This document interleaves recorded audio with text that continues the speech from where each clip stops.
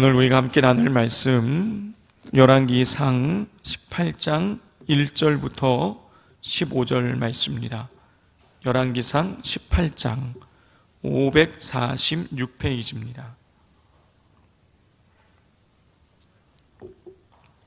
열왕기상 18장 1절부터 15절까지를 교독하겠습니다.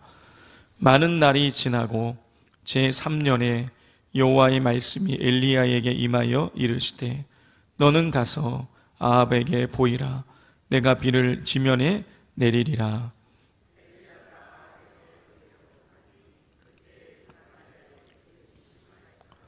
아합이 왕궁 맡은 자 오바댜를 불렀으니 이 오바댜는 여호와를 지극히 경외하는 자라.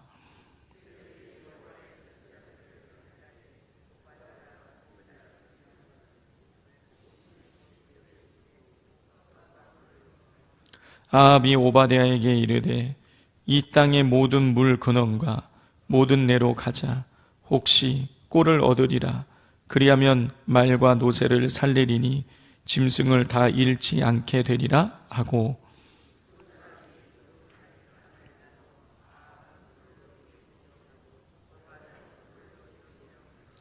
오바댜가 길에 있을 때에 엘리야가 그를 만난지라. 그가 알아보고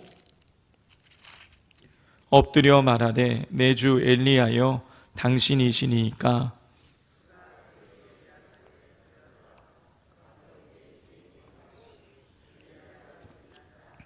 이르되 내가 무슨 죄를 범하였기에 당신이 당신의 종을 아합의 손에 넘겨 죽이게 하려 하시나이까.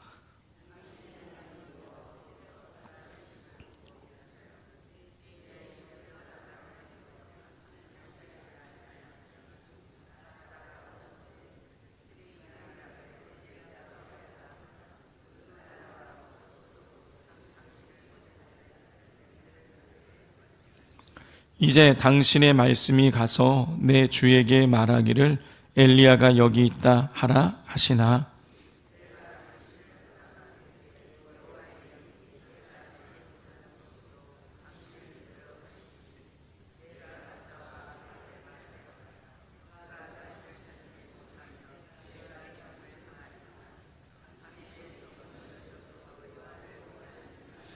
이세벨이 여호와의 선지자들을 죽일 때에 내가 여호와의 선지자 중에 100명을 50명씩 굴에 숨기고 떡과 물로 먹인 일이 내 주에게 들리지 아니하였나이까.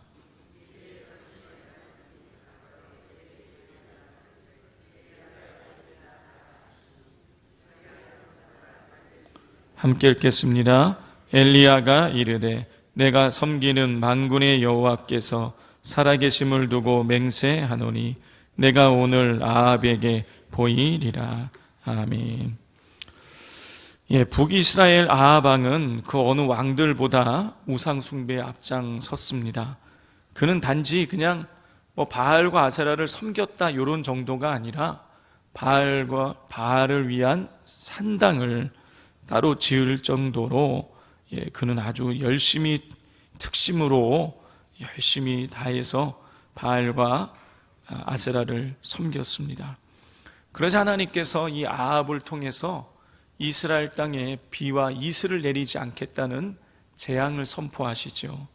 그리고 실제로 땅에 비가 내리지 않았습니다. 얼마 동안 내리지 않았느냐? 우리 1절 말씀을 같이 읽겠습니다. 그 많은 날이 지나고 제3년에 여호와의 말씀이 엘리야에게 임하여 이르시되 너는 가서 아합에게 보이라. 내가 비를 지면에 내리리라. 몇 년 동안 비가 내리지 않았냐? 3년 동안 비가 내리지 않았어요.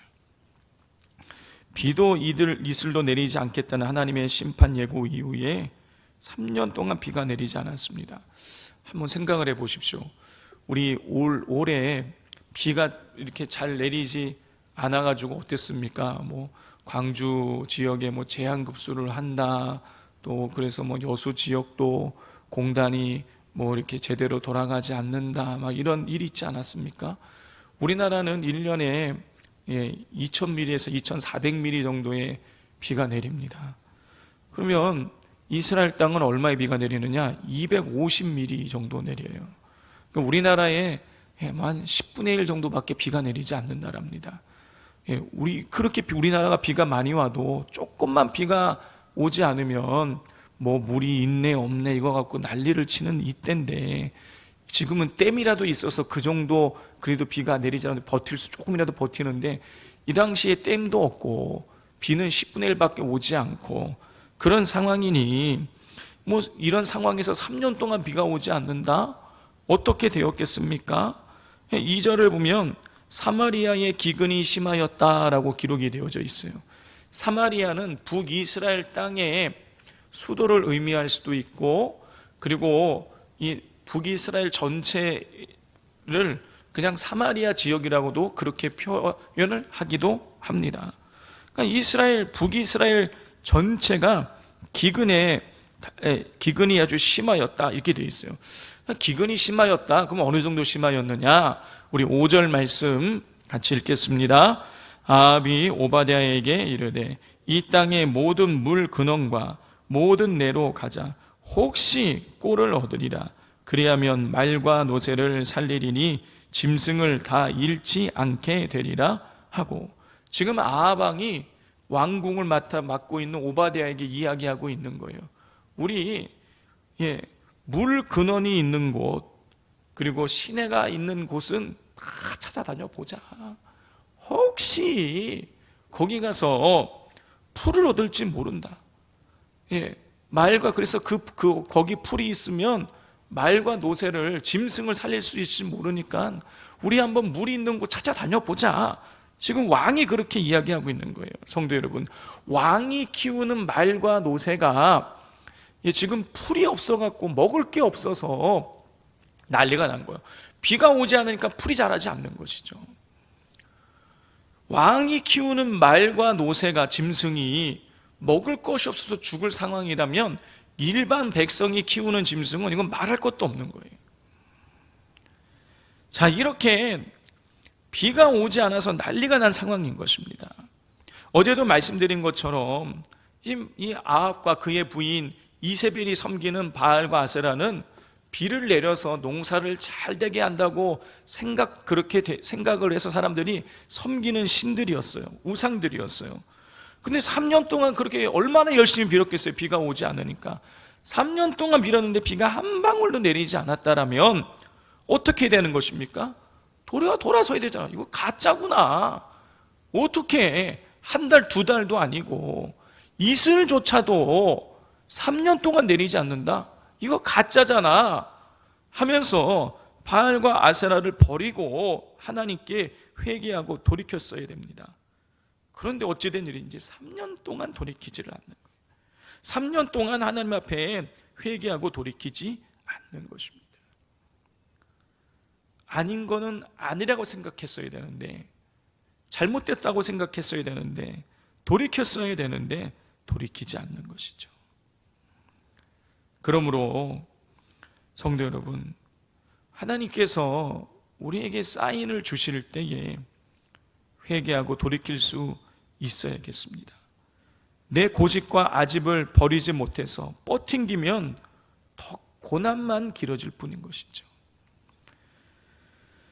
자, 다시 우리가 본론으로 돌아오면 3년 동안 비가 오지 않아 북이스라엘 전역에 죽음의 그림자가 드리워졌을 때 하나님께서는 엘리야에게 아합을 찾아가서 만나라고 말씀하고 계십니다. 1절 마지막 부분을 보면 너는 가서 아합에게 보이라.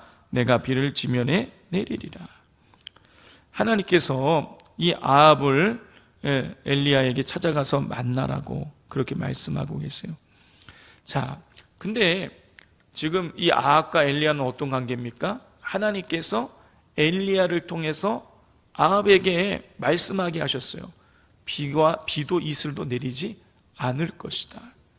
비도 이슬도 내리지 않을 것이다. 자, 그랬는데 진짜 비도 이슬도 3년 동안 내리지 않는 것이죠. 아니 몇 달 동안만, 아니 한 달 동안만 비와 이슬이 내리지 않으면 난리 났을 거예요. 그러니 아합 왕은 이 엘리야를 찾아내기 위해서, 잡기 위해서 무던히도 애를 많이 썼던 것이죠. 자, 그거를 우리가 10절을 보면 알 수 있는데, 이 아방의 신하였던 오바댜가 엘리야에게 하는 말입니다. 당신이 하나님 여호와께서 살아계심을 두고 맹세하노니 내 주께서 사람을 보내요. 여기서 내 주라는 것은 아방을 말하는 거예요. 내 주께서 사람을 보내요. 당신을 찾지 아니한 족속이나 나라가 없었는데, 그래요. 그럼 비가 오지 않으니까 이게 모두가 다 엘리야 때문이다라고 생각을 하고 아방은 그냥 이잡듯이 엘리야를 찾아다닌 거예요. 3년 동안 못 찾은 것이죠. 자, 이런 상황에서 그러니 아방은 비가 오지 않아서 온 나라가 막 굶어 죽어가고 막 이런 나라가 되어져, 이런 시간이, 이런 상황이 벌쳐졌을 때에 이 막 아방 속에는 엘리야에 대한 분노가 막 끌어올랐을 거예요. 자, 그런데 이거는 엘리야의 잘못이 전혀 아니죠. 그럼에도 불구하고 아방은 엘리야에 대한 분노를 막 부글부글, 이거를 자기의 잘못은 깨닫지 못하고 엘리야에게 막 이 화를 쏟아 부으려고 하고 있는 것이죠. 자, 그러니 이런 상황에서 엘리야가 아합에게 나아가면 이거는 죽는 게 뻔한 거예요. 그런데 엘리야가 아합에게 가라는 그 명령에 따라서 아합에게 나아가게 되는 것이죠. 하나님이 가라 그러시니 목숨을 내어놓고 가겠다고 한 것입니다. 자, 그리고 오늘 본문에 보면 또 한 명의 하나님 말씀에 순종한 사람이 등장을 합니다. 우리 3절과 4절 같이 한번 읽어보겠습니다. 아합이 왕궁 맡은 자 오바댜를 불렀으니 이 오바댜는 여호와를 지극히 경외하는 자라. 이세벨이 여호와의 선지자들을 멸할 때에 오바댜가 선지자 100명을 가지고 50명씩 굴에 숨기고 떡과 물을 먹였더라. 아합왕의 신하 중에서 왕궁을 맡아서 다스리는, 그러니까 뭐라 그래야 될까요? 옛날식으로 표현을 해보자면 내무부 장관이라고 이렇게 표현을 해야 될까요? 그런 역할을 하는 이 오바댜라는 사람이 신하가 있었는데, 이 오바댜는요 아합왕의 부인 이세벨이 여호와의 선지자를 잡아서 막 죽일 때에 여호와의 선지자 100명을 몰래 동굴에 숨겨서 떡과 물을 공급하면서 그 여호와의 선지자들을 살려주었던 사람입니다. 자칫 잘못하면 이세벨 여왕에게 발각되면 목숨을 잃을 수도 있는 상황이었지만 그는 하나님을 경외하는 자로서 하나님의 선지자들의 목숨을 구한 것이죠. 성도 여러분, 엘리야도 그렇고 오바댜도 그렇고 모두 자신의 목숨을 내어놓고 하나님의 편에 서서 일을 하고 또 순종했던 사람들인 것이죠. 오늘날 우리가 예수 믿는다는 이유로 우리가 목숨을 내어놓는 일은 없습니다. 최소한 우리나라에서는 그렇죠. 그렇지만 우리도 이 엘리야처럼 오바댜처럼 충성스럽게 하나님을 섬길 수 있어야겠습니다. 어떠한 어려움이 있고 환난이 있고 괴로움이 있다고 할지라도 끝까지 우리가 하나님 앞에서 신실하게 하나님을 섬기며 나아갈 수 있어야겠습니다. 그렇게 하나님을 섬기는 자들에게, 순종하는 자들에게 하나님께서 우리 채워주시는 은혜가 있는 것이죠. 이 사실을 기억하시고 하나님 앞에 충성 다하시기를 바랍니다. 자, 오늘 말씀을 기억하시면서 우리가 함께 기도하기를 원합니다.